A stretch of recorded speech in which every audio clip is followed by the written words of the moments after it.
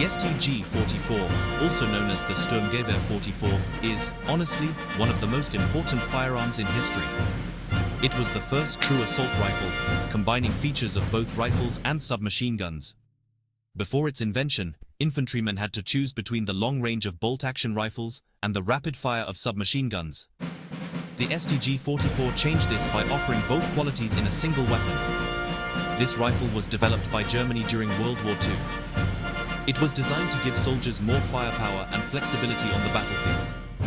The term assault rifle itself comes from the German word Sturmgewehr, meaning storm rifle or assault rifle. The STG-44 set the blueprint for many rifles that came after it. Its importance goes beyond just German soldiers using it in the war. The STG-44 was the first gun to use an intermediate cartridge and select fire capability. These features have become standard in modern infantry rifles. Today, historians and gun experts see the STG-44 as a turning point. It changed how armies thought about small arms and influenced every major military rifle that followed. This essay will explain how and why the STG-44 became such a revolutionary weapon. At the start of World War II, the German army mostly used the Karabiner 98K. This was a bolt-action rifle, which means the shooter had to work a bolt by hand for each shot. The Karabiner 98K was accurate and powerful, but slow to fire. Soldiers could only shoot about 15 rounds per minute. On the other hand, Germany also used submachine guns like the MP40. These fired pistol rounds and could shoot rapidly, but their range and power were limited. The MP40 was useful in close combat, but not at longer distances. Soldiers often carried both types of weapons, but neither was perfect for all situations. German commanders saw a big gap in their firepower. Their rifles were powerful but slow. Their submachine guns were fast but weak and short-ranged. In combat, especially on the Eastern Front, they needed a weapon that could bridge this gap. This problem was not unique to Germany, but the Germans were among the first to seek a solution. They wanted a rifle that could shoot quickly, hit targets at mid-range, and be easy to use. This search led directly to the development of the STG-44. The development of the STG-44 began in the early 1940s. Two companies, Heinel and Walther, competed to create a new kind of rifle. Hugo Schmeisser, a famous gun designer, played a key role at Heinel. He is often called the father of the STG-44. The German army wanted a weapon that could fire a new kind of bullet. This bullet was called an intermediate cartridge. It was less powerful than full-sized rifle ammunition, but stronger than a pistol round. This made the gun lighter and easier to control in automatic fire. The first prototypes were called the MKB-42H and MKB-42W, made by Heinel and Walther. After many tests and changes, the Heinel design was chosen. It was improved further and renamed the MP43, then MP44, and finally STG-44. Each step brought better reliability and easier production. By 1944, the STG-44 was ready for mass production. It was made from stamped metal parts, which were faster and cheaper to make than older forged parts. This design allowed Germany to build large numbers of rifles quickly, even as resources became scarce. The STG-44 had several groundbreaking features that made it different from all other rifles of its time. Its most important feature was its intermediate cartridge, the 7.92 by 33 mm Kurz. This round was less powerful than traditional rifle ammo, but allowed for faster shooting and easy control. Another key feature was its select fire mechanism. This meant that a soldier could choose between semi-automatic fire, which is one shot per trigger pull, or full automatic fire, meaning continuous shots as long as the trigger was held. At the time, only submachine guns had fully automatic fire, but they lacked range and accuracy. The STG-44 also used a 30-round detachable magazine. This gave soldiers more firepower before needing to reload. The rifle's stamped metal construction made it lighter and quicker to produce. Its design allowed for mounting accessories, like scopes or grenade launchers, which was rare in 1940s rifles. All of these features made the STG-44 a major step forward. It was the first weapon to combine the best parts of rifles and submachine guns, creating a new category, the assault rifle. This concept would soon spread worldwide. The first large-scale use of the STG-44 happened in 1944, mostly on the Eastern Front. German soldiers fighting the Soviet Red Army received the new rifle. The Eastern Front was known for its brutal, close-range battles, as well as long, open fights across fields and ruined cities. Soldiers quickly saw the benefits of the STG-44. In close combat, its automatic fire gave them an advantage over enemies with slower bolt-action rifles. At medium ranges, the rifle was still accurate and powerful enough to hit targets. It was lighter to carry than older rifles, allowing soldiers to move faster. Reports from the front were positive. Troops said the STG-44 allowed smaller groups to take on larger enemy forces with better odds. It was especially helpful in city fighting, where quick bursts of fire were often needed. Morale improved because soldiers trusted their new weapon. Despite these successes, the rifle was not available in huge numbers. Supply problems and production limits meant only some units got the STG-44. Still, where it appeared, it changed the way battles were fought. The STG-44's journey from idea to battlefield was not smooth. One big challenge was Adolf Hitler's changing opinions about the project. At first, Hitler did not support the new rifle.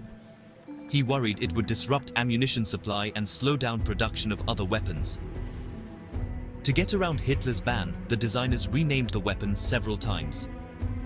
They first called it the MP-43, or Machine Pistol 43, hoping Hitler would think it was just a new submachine gun. Only after seeing its success on the battlefield did Hitler give full approval and rename it the STG-44. Another problem was Germany's worsening war situation. Bombing raids and shortages of raw materials made it hard to build enough rifles. Factories were often destroyed or moved underground. Skilled workers were also in short supply as the war dragged on. Because of these problems, only about 425,000 STG-44 rifles were made by war's end. This was far fewer than the millions of older rifles still in service. The STG-44's impact was big, but its numbers were limited by politics and production struggles. The introduction of the STG-44 changed more than just equipment. It changed how German infantry fought. Before the STG-44, infantry tactics focused on bolt-action rifles and machine guns working together. Riflemen provided long-range fire, while machine guns gave rapid bursts. With the STG-44, every soldier had more firepower. Squads became more flexible. Each soldier could quickly switch between single shots for accuracy and bursts for close combat. Platoons no longer depended solely on heavy machine guns for automatic support. German commanders began to train soldiers to use cover, move in small groups, and use the STG-44's rapid fire to attack or defend. Urban fighting, where quick firing was crucial, became easier and less risky. The new rifle allowed for more aggressive and mobile tactics. These changes marked the start of modern infantry doctrine. The idea that every soldier should have an automatic weapon became a key lesson from the war. The STG-44 showed that firepower and flexibility at the squad level could decide battles. On the battlefield, the STG-44 proved its worth. German units armed with the new rifle often held their ground against larger Soviet forces. In defensive actions, the STG-44's firepower allowed small groups to stop enemy attacks more effectively. Soldiers with the STG-44 could put out more bullets in less time. This kept enemy heads down and slowed their advances. In attacks, German troops used the rifle's automatic fire to clear trenches and buildings quickly. The 30-round magazine meant fewer reloads during fierce combat. Despite its advantages, the STG-44 could not change the course of the war. There were simply not enough of them to arm all German units. By the time the STG-44 arrived in numbers, Germany was already on the defensive, facing huge Soviet and Allied armies. Still, the STG-44 left a strong impression. It showed what future infantry weapons could do. Armies around the world took notice, and many would copy its ideas after the war ended. The end of World War II did not end the story of the STG-44. Its design inspired a whole new generation of rifles. The most famous example is the Soviet AK-47, designed by Mikhail Kalashnikov. Many experts believe the AK-47 borrowed key ideas from the STG-44, like the intermediate cartridge and select fire system. Other countries also studied the STG-44.